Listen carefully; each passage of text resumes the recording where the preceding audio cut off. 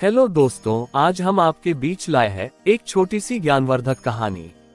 तो इस छोटी सी कहानी को अंत तक जरूर सुने। इस कहानी से आपको जरूर कुछ सीखने को मिलेगा। तो चलिए कहानी को शुरू करते हैं। एक बार की बात है, एक संत हमेशा घूमते रहते और लोगों को धर्म कर्म के लिए प्रेरित करते थे। घूमते घूमते वे एक ऐसे राज्य में पहुंच गए जहां के राजा बहुत दानी और धर्म कर्म करने वाले थे, लेकिन उन्हें अपनी शक्ति पर और धन पर बहुत घमंड था। संत उस राजा के राज्य में ठहर गए। कुछ ही दिनों में राज्य के काफी लोग संत के पास पहुंचने लगे थे। संत अपने अनुभव से लोगों की समस्याओं का हल बता देते थे। उनके उपदेश सुनने के लिए लोगों की भीड़ लगने लगी थी। जब ये बात राजा को मालूम हुई तो उसने संत को अपने महल में भोजन के लिए आमंत्रित किया। संत राजा के महल में पहुंच गए। राजा ने संत का बहुत अच्छी तरह सत्कार किया, खुद भोजन परोसा। खाने के बाद संत जाने लगे तो राजा ने कहा कि गुरुदेव, मैं आपको कुछ देना चाहता हूँ। आप अपनी इच्छा के अनुसार मुझसे कुछ भी मांग सकते हैं। मैं आपकी हर इच्छा पूरी कर सकता हूँ।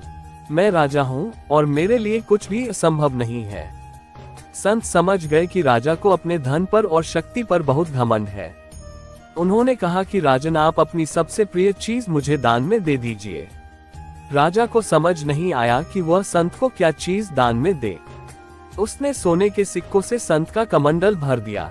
संत ने कहा कि राजन, मुझे धन नहीं चाहिए, मुझे पैसों का लालच नहीं है। आप मुझे अपना अहंकार दे दीजिए।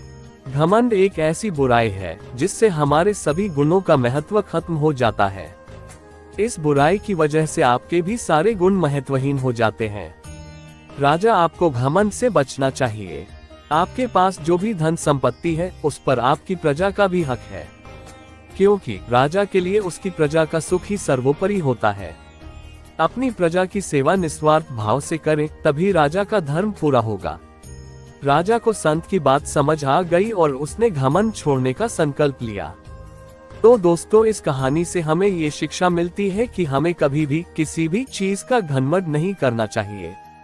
तो आशा करते हैं दोस्तों आपको ये छोटी सी कहानी पसंद आई होगी। तो हमें कमेंट बॉक्स में जरूर बताएं और वीडियो को लाइक, चैनल को सब्सक्राइब करना ना भूलें। आगे भी आपको ऐसी ही मजेदार कहानियां सुनने को मिलती रहेगी।